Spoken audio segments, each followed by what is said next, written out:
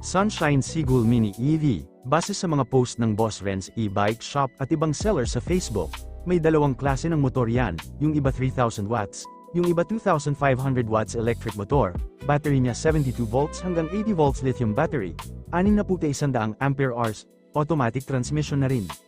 Sa features, meron na siyang air conditioner, 4 ang upuan, 4 hanggang 5 pinto, may touchscreen na infotainment sa gitna, yung susi, remote key na, may NFC at RFID options din, design niya hatchback na maliit, tapos may best o best Sigul na decal sa gilid.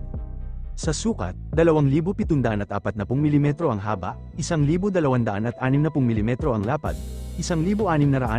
mm ang taas, mas maliit siya kumpara sa BYD Sigul, range niya nasa 70 hanggang 110 km kada full charge, top speed nasa 0 to 50 km per hour lang, charging time 8 hanggang 10 hours sa 220 volts, timbang nasa 300 kg pag walang battery.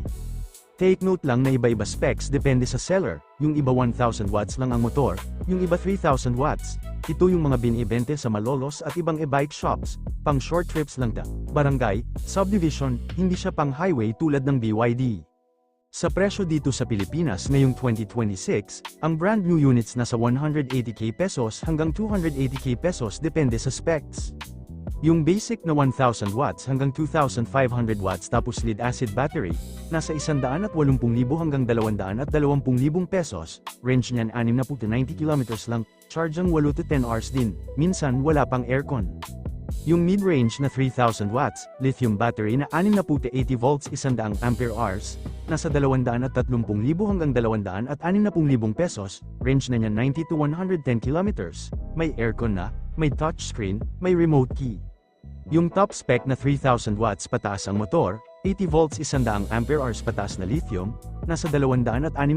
hanggang 280,000 pesos, mas malayo na range, mas mabilis, kumpleto na features.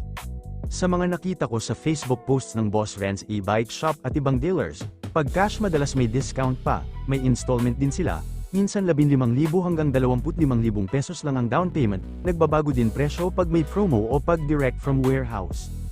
Importanteng tandaan, hindi LTO registered for highway use, pang subdivision, barangay, city driving lang talaga, warranty usually 6 months hanggang 1 year lang sa motor at battery, iba-iba din seller, iba-iba quality, kaya check mo muna unit personally bago bumili, kung ikukumpara mo sa BYD Sigul na 878,000